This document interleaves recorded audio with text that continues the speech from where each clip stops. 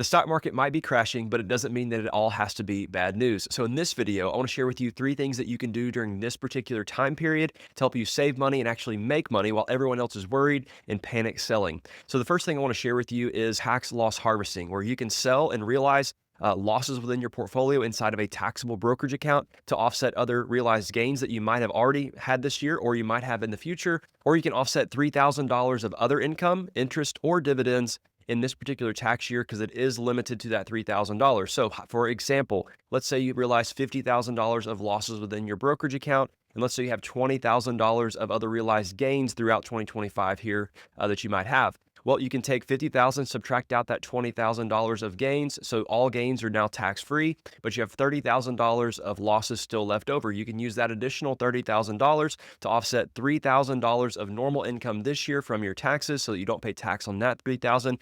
And then you still have $27,000 of losses to move forward into future years. So the good news is you don't have to use all your losses every single year that you realize them. You can actually carry them forward for future gains, or just take that $3,000 every single year, apply that to your normal income or other dividends or interest.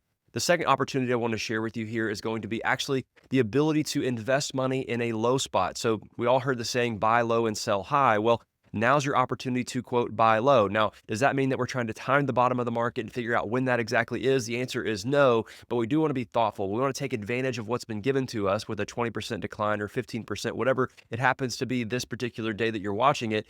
But whenever markets go down, that's a prime opportunity to take money that's on the sidelines, whether it be in cash or in bonds or some sort of fixed income product. You could take it from that position and move it over into a stock or equity position. And that helps you buy at these lower prices so that when the recovery happens, you have more money growing in your favor. So that's the first thing. Another thing to think about here potentially is going to be rebalancing. So if you have an 80-20 portfolio and then you get back to a 75-25 portfolio, it might make sense to rebalance back to 80-20 so that you're essentially, again, moving money from the fixed income positions over into the stock positions at those lower prices. What this does is it allows you to have more money recovering or more shares recovering at a faster rate whenever the market recovery does begin to happen. So that's the second thing. Think about using dry powder. Find ways to invest more money. If you have some on the sidelines, this is your opportunity. Maybe don't do it all at once. Maybe think about using a dollar cost averaging strategy or a periodic investing strategy where you can say, if I've got $100,000 sitting in cash that I need to get invested, think about taking $20,000 every few weeks, depending on what the market's doing, up or down, and do 20,000 now, and maybe next week or the following week you do 20,000 more.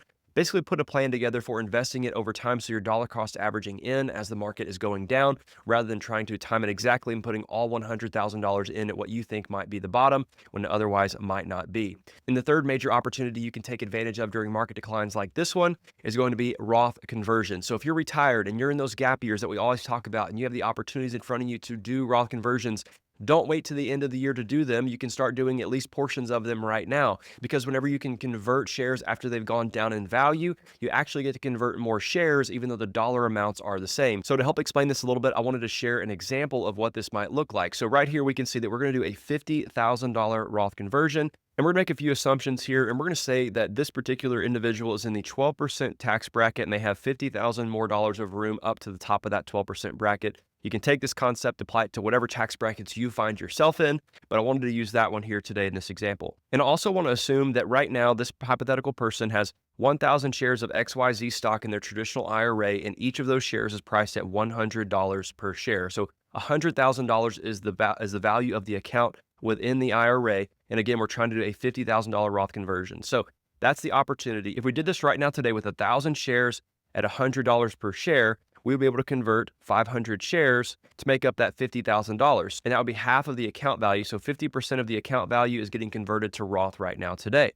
Now that's the base example with market prices at $100 per share. Now let's assume that the market's had a 20% decline, and now this price per share is $80 per share on the XYZ stock. So in this example, they still own 1,000 shares of XYZ stock, but the price per share is now $80. But we're still wanting to do that $50,000 Roth conversion here in 2025 because that's how much room they have in that 12% bracket. So let's do the math on this. If they wanted to convert $50,000 here in 2025, we would take $50,000 and divide that by $80 per share, which is the new share price. And now we get to convert 625 shares, which equals the $50,000 that we want to convert. Now what we can see is 625 shares out of 1,000 is 62.5% of the total share amount being converted. And whenever we look at this from the market decline perspective, remember it's gone down 20% in value. So before the account value was worth $100,000, now it's worth $80,000. And what that does is you get to convert more of your overall dollars in your IRA as a percentage of the account value to the Roth in that situation. So what you've got here is now that you have more shares growing in the Roth, when the recovery happens in the market, let's say you earn that 20% back, you technically have 62.5% of your shares growing in the Roth compared to only 50% had you done the conversion before the market drawdown. So this is a prime opportunity to do Roth conversions, especially if you are retired and have all the other variables in place, such as cash to pay the taxes with, or if you're in those gap years for you retirees out there. This is an opportunity that you don't want to miss out on and pass up. You've got to plan for it and think ahead.